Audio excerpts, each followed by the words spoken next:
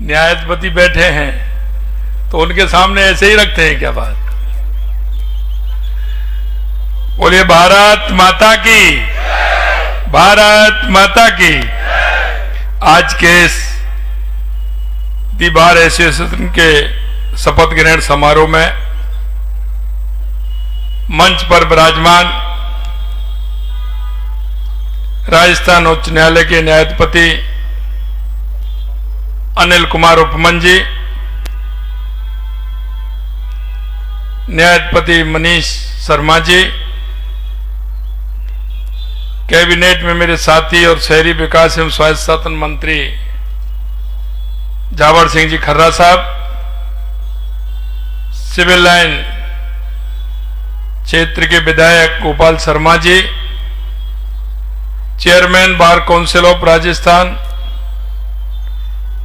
श्री भुवनेश जी, अध्यक्ष the bar association Jaipur नवनिर्वाचित श्री सोमेश चंद शर्मा जी, महासचिव the bar association Jaipur Shri Umesh Chaudhary ji, अध्यक्ष Rajasthan high court bar association Shri Rajiv Sogarwal ji, अध्यक्ष district bar association Jaipur Shri Sandeep Sharma ji, निवर्तमान अध्यक्ष the bar association Shri Sandeep Lohadia ji, निवर्तमान महासचिव श्री मनीष गगरानी जी, मंच के सामने बैठे वरिष्ठ अधिवक्ता डबल एजी गुरचरण सिंह जी गिल साहब, योगेंद्र तंवर जी, कांता प्रसाद जी, अश्विनी बोहरा जी, पवन शर्मा जी, राजकुमार शर्मा जी, सुबोध शर्मा जी, रामगोपाल जी, गोविंद शर्मा जी, चिमनाराम पूनिया जी, शिवचंद साहू जी,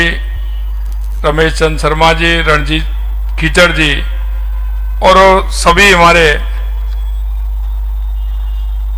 बार एसोसिएशन के सभी पदाधिकारी, वरिष्ठ अधिवक्तागण, यहां उपस्थित सभी भाई और बहनों, सबसे पहले तो मैं इस कार्यक्रम में आप सभी का अभिनंदन करता हूं, वंदन करता हूं, आप सभी का स्वागत करता हूं।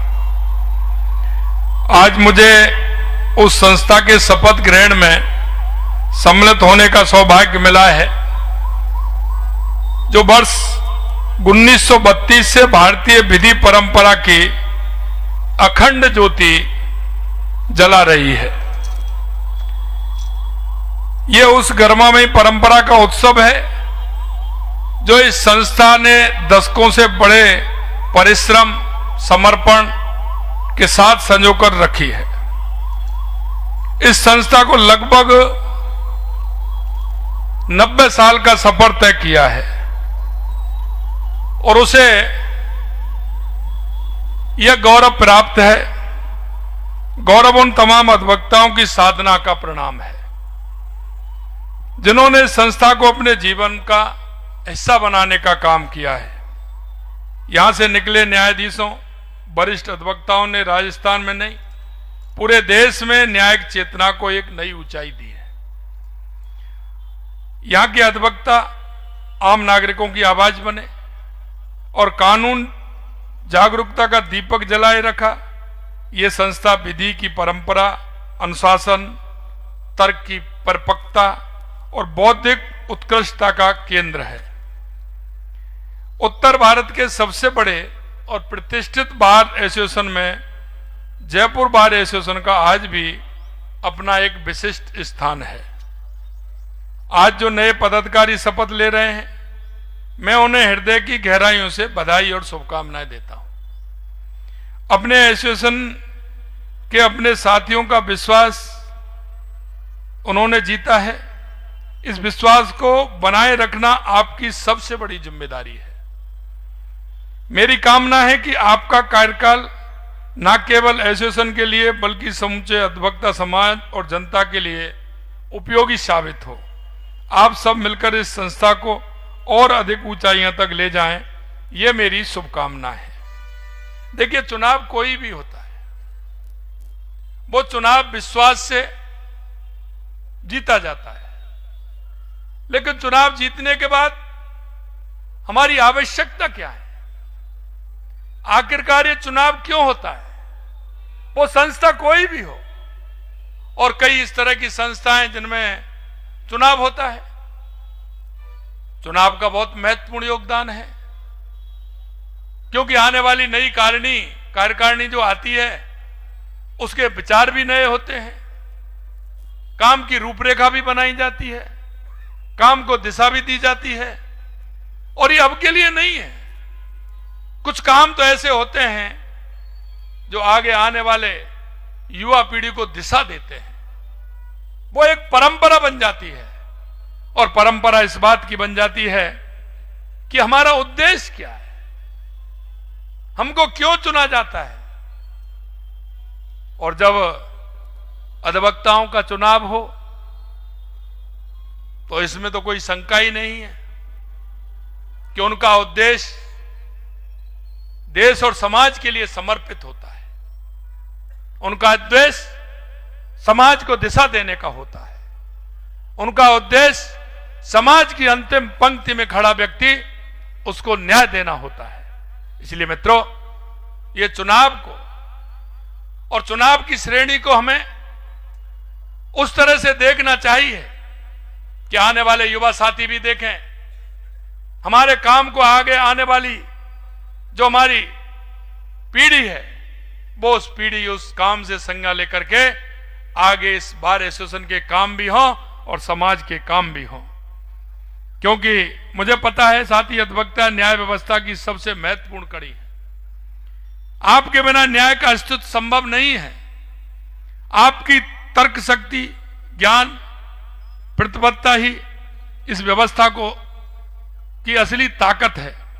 अधिवक्ता का काम केवल अदालत में बहस करना नहीं होता, आपकी भूमिका इससे कहीं अधिक होती है, क्योंकि आप संविधान के संरक्षक हैं, आपका मौलिक अधिकारों के रक्षक हैं और लोकतंत्र के प्रहरी हैं। जब एक साधारण नागरिक किसी मुसीबत में होता है तब उसे लगता है कि उसे सुनने वाला कोई नहीं है, तब वो सबसे पहले आता है तो हमारे अधिवक्ता के पास आता है। और ये मैं कहना चाहूंगा कि हमारे न्यायाधिपति अनिल उपमन जी ने कहा, यह बात भी ठीक है, लिखने के लिए तारीख पर तारीख जब मिलती है, कानून को परिभाषित करते हैं, तो भली फाइल कितनी भी बड़ी हो जाए, लेकिन कम से कम शब्दों में बता करके उसे न्याय दिलाने का अगर कोई काम करता है तो हमारा अधिवक्ता करता है।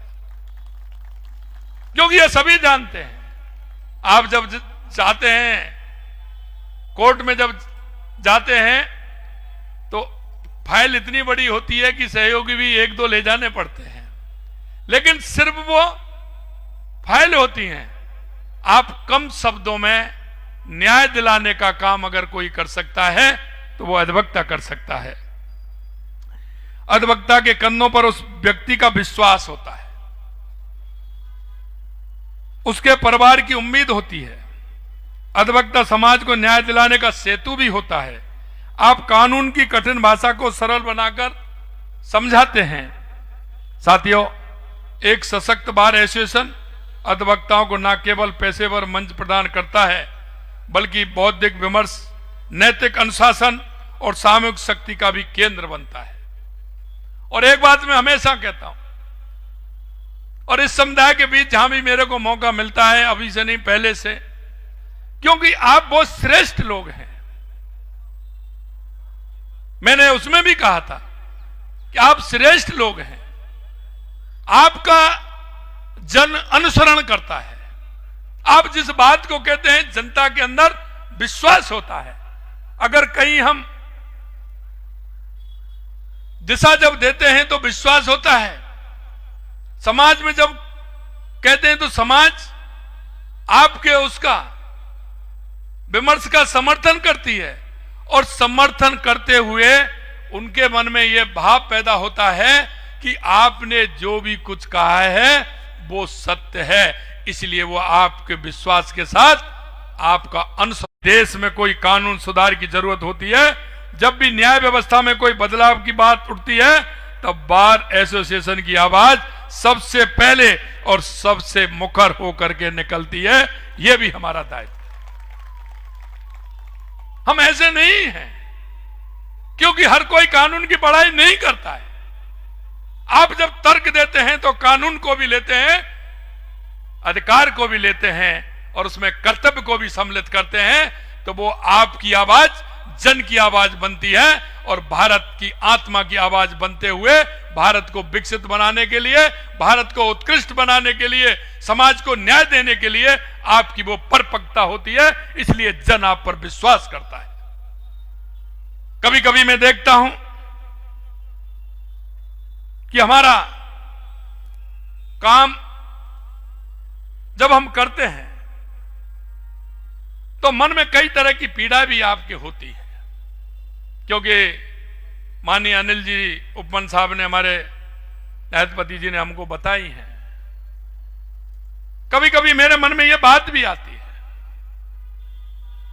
एक हमें भी करना ही होगा, क्योंकि समस्या का समाधान बहुत आवश्यक है। आपको जब तक इस व्यवस्था को ठीक प्रकार से नहीं होगी तो आप न्याय नहीं दे पाएंगे। यह हम अच्छी तरह से जानते हैं और हम यह भी जानते हैं कि समस्या गांव की है, समस्या तहसील की है, समस्या जिले की है, लेकिन उस समस्या का समाधान हमारा, क्योंकि समस्या विहीन कभी भी कोई नहीं रह सकता, चाहे गांव हो, चाहे तहसील हो, जिला हो, कोई भी नहीं रह, यहां तक कि घर हो। आप ये सोचें परिवार में, घर में कि आज मैं बिल्कुल पूरी समस्याओं का समाधान करके मैं बैठा हूं, तो वो भी नहीं हो सकता। लेकिन हम चाहते हैं कि उस समस्या का समाधान होने के लिए हमको क्राइटेरिया बनाना पड़ेगा कि सबसे पहले हमारी समस्या कौन सी है जिसका हमें समाधान करना है, और यह आवश्यक है। और मैं बार एसोसिएशन के सदस्यों ने मेरे को दिया है, बता रहे थे मेरे को भी, मैंने कहा आप पहली समस्या बताइए, पहली एक समस्या बताइए, फिर दूसरी बताइए, जो पहली ज्यादा है वो बताइए। आपने पहले ही दे दिया, 10 देख करके कहेंगे कहां से स्टार्ट करें। आप पहले एक बताइए हमें, हम इसी के लिए बैठे हैं। मैंने तो हमारे AAG गुरचरण साहब गिल साहब बैठे हैं, मैंने उनसे भी चर्चा की कि मैं क्या कर सकता हूं, क्योंकि मुझे भी दिक्कत आती है। अब तो मैं निकल जाता हूं, लेकिन मैंने जब अब भी मैं रेड बत्ती पर रुकता हूं, मैं देखता हूं कि यहां से जब जाते हैं, और मैं यहां आता था तो कितनी बड़ी समस्या होती थी, लेकिन जब मैं समाधान की बात करता हूं तो फिर मैंने हाई कोर्ट में भी कहा, हाई कोर्ट में भी कहा था मैंने, वहां भी कहा मैंने कि साहब ये समस्या है आपकी, इसका समाधान करना चाहिए, मैं तैयार हूं समस्या समाधान के लिए। लेकिन जब मैं आपसे बात करता हूं तो आपकी समस्याएं दूसरी तरह की हैं। अब व्यक्तिगत समस्याएं आ जाएंगी तो सार्वजनिक समस्या का समाधान होगा क्या? मैं आपसे कहना चाहता हूं, हमने बचपन में पढ़ा है, अगर परिवार की समस्या है और गांव का भला हो रहा हो तो परिवार की छोड़ देनी चाहिए कि नहीं छोड़ देनी चाहिए? बताइए आप। और जब क्षेत्र का भला हो रहा हो तो, और गांव की समस्या है तो कौन सी करनी चाहिए? क्षेत्र की करनी चाहिए। क्षेत्र की अगर हो समस्या और जिले का समाधान हो रहा तो फिर कौन सी करनी चाहिए? ये हमने पढ़ा है ना, तो यही समझ जाइए। आप मेरे को बता दीजिए, मैं करने को तैयार हूं, मुझे कोई दिक्कत नहीं है, मुझे कोई परेशानी नहीं है। लेकिन मैं आपसे इतना कहना चाहता हूं मेरे भाई और बहनों कि हम सबको मिलकर के हमारे इस लोकतंत्र को मजबूत करना है। हमें हमारे उन व्यक्तियों को जिनको आवश्यकता है न्याय की, उनको हम कैसे सरल और सुलभ न्याय प्रदान करवा सकते हैं, ये हमें करना है। क्योंकि जब तक विधायिका, कार्यपालिका, न्यायपालिका अपनी अपनी जिम्मेदारी नहीं निभाएं, तो एक दूसरे का संतुलन बनाए नहीं रखें, तो काम होता है क्या? इन तीनों का संतुलन बनाना बहुत आवश्यक है। ये सब तीनों मिलकर काम करेंगे तो उनका बीच सम्मान और समन्वय होता है, एक स्वस्थ और जीवंत लोकतंत्र का निर्माण भी होता है। जब भी हम इनसे किसी एक की भूमिका कमजोर होती है या कोई एक दूसरे की सीमाओं का उल्लंघन करता है तो लोकतंत्र की जड़ें हिलने लगती हैं। ये वास्तविकता है। इसलिए अधिवक्ताओं की भूमिका और भी महत्वपूर्ण हो जाती है। वे न्यायपालिका के साथ मिलकर उस संतुलन को बनाए रखने में सहयोग करते हैं। वे नागरिक और व्यवस्था के बीच कड़ी हैं। साथियों, हमारी सरकार की प्राथमिकता है लगातार आप देख रहे हो, पिछली बार भी किया और अब भी हमने आर्थिक रूप से कमजोर अधिवक्ताओं के लिए सहायता तंत्र सुदृढ़ किया है। अधिवक्ता सुरक्षा और सामाजिक सुरक्षा योजना को अधिक प्रभावी बनाने के ठोस कदम भी हमने उठाए हैं। देश के यशस्वी प्रधानमंत्री नरेंद्र मोदी जी के नेतृत्व में हमारी सरकार सभी को न्याय प्रदान करने के लिए प्रतिबद्ध है। राजस्थान सरकार स्पष्ट मानना है कि बिना त्वरित न्याय के विकास अधूरा है, उसको हम और आप सभी झेलते हैं। आज राजस्थान में 3 नए कानूनों को जमीनी स्तर पर लागू किया जा रहा है। इन नए कानूनों के माध्यम से राजस्थान देश में सबसे तीव्र गति से न्याय पहुंचाने वाले राज्यों में से एक बन गया है। हमारी सरकार न्यायपालिका को मजबूत बनाने के लिए कंधे से कंधा मिलाकर काम कर रही है। अब आप देखिए 42 नए न्यायालय स्थापित किए गए हैं। ये मैं बता रहा हूं हमारे ही भाई। हमारी सरकार द्वारा फलौदी, खैरतल, तिजारा सहित कुल 8 जिला एवं सेशन न्यायालयों का सृजन किया गया है। बड़ी सादरी, केशवरायपाटन, केम्पकोट के स्थान पर अतिरिक्त जिला एवं सेशन न्यायालय का सृजन किया है। हनुमानगढ़, सवाई माधोपुर, चूरू, बीकानेर, जोधपुर में विशेष पॉक्सो एक्ट न्यायालय का सृजन किया गया है। झुंझुनू में विशेष न्यायालय मजिस्ट्रेट NI एक्ट न्यायालय का सृजन किया गया है। पहाड़ी, डीग एवं खैरतल, तिजारा में सिविल न्यायाधीश एवं न्यायिक मजिस्ट्रेट न्यायालय का सृजन किया गया है। लंबित प्रकरणों के शीघ्र निस्तारण हेतु विशेष अदालतों एवं फास्ट ट्रैक तंत्र को सशक्त किया गया है। ई कोर्ट प्रणाली, डिजिटल फाइलिंग और तकनीकी आधुनिकीकरण को बढ़ावा दिया गया है। हमने साइबर कोर्ट की स्थापना की भी घोषणा कर दी है, जो मांग उस दिन हुई थी उसमें। अंत में मैं आपसे इतना कहना चाहता हूं, हम आपकी समस्या के समाधान के लिए तैयार हैं, लेकिन मैं हमेशा कहता हूं कि आप हाई कोर्ट से, यहां से आप आइए, हमें क्या समस्या है उसको बताइए। पहले फेज में हमें कौन सी लेनी है, दूसरे में हमें कौन सा ले सकते हैं, हम चाहते हैं। मैं भी देख रहा हूं कि यहां जिस तरह की व्यवस्थाएं होती हैं, लेकिन मुझे पता है अगर मैं दूसरी बात कहूंगा तो हम से नाराज हो जाएंगे। जब मैं ये कहता हूं कि बड़ा कोर्ट बनाना है, अच्छा बनाना है, कहां बनाना है, कहां नहीं बनाना है, उसमें आप सब सहमत नहीं है। मेरे को कोई दिक्कत नहीं है, आप बताइए, मैं तो तैयार हूं। लेकिन बात यह आती है, मुझे पता है आप मेरे से कह रहे हैं, पीछे वाले से, बगल वालों से पूछिए, वो फिर आएंगे कि था तो होगा। मैं आपको इतना कहना चाहता हूं, आप, मुझे पता है आपकी समस्या है, और आपकी समस्या का समाधान होना इसलिए आवश्यक है कि हमारे काम भी उससे फास्ट होंगे, जनता को उसका लाभ मिलेगा, आपको उसकी सुविधा मिलनी चाहिए। और मैं इसलिए आपसे कहूंगा कि आप निश्चित रूप से, मैं कहना चाहता हूं, मैं ये तो नहीं कह सकता कि एक साथ आपकी सारी समस्याओं का समाधान हम करें, लेकिन इतना कह सकता हूं कि आप बताएंगे तो समस्याओं का समाधान करके, पहले ये, दूसरी आवश्यकता है ये, तीसरी है, तो निश्चित रूप से हमारी सरकार हमारे अधिवक्ताओं के साथ है, पूरी तरह से साथ है। आप जो कहेंगे वो हम करेंगे, यह भी मैं आपको विश्वास दिलाता हूं। अंत में मैं यही कहूंगा कि न्याय किसी समाज की आत्मा होती है। जब इस देश में न्याय की ज्योति जलती रहेगी, तब तक यह देश आगे बढ़ता रहेगा। और इस ज्योति को जलाए रखने में आप सभी अधिवक्ता बंधुओं का योगदान अमूल्य है। ईश्वर आप सभी को उत्तम स्वास्थ्य दे, दीर्घायु, सुख समृद्धि प्रदान करे। और आपने मेरे को इस कार्यक्रम में बुलाया है, इसके लिए मैं सभी हमारे बाहर के कार्यकारिणी को बहुत बहुत धन्यवाद और साधुवाद देता हूं। आप सभी के एक साथ दर्शन हुए, अधिवक्ताओं के एक साथ दर्शन कहां होते हैं? आप सभी के एक साथ, वहां तक, पीछे तक देख रहा हूं, भैया हाथ खड़ा कर दीजिए पीछे वाले, वो वहां तक मैं देख रहा हूं, आप सभी के दर्शन लाभ हुए। ये गिरिराज जी के दर्शन से कम थोड़े ही है, कम है क्या?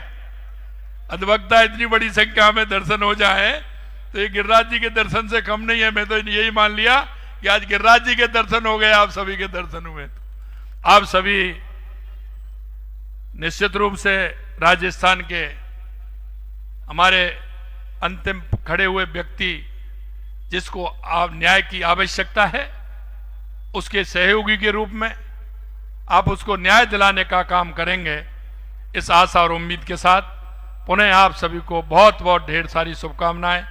हमारे सभी मंचासीन नेताओं को शुभकामनाएं।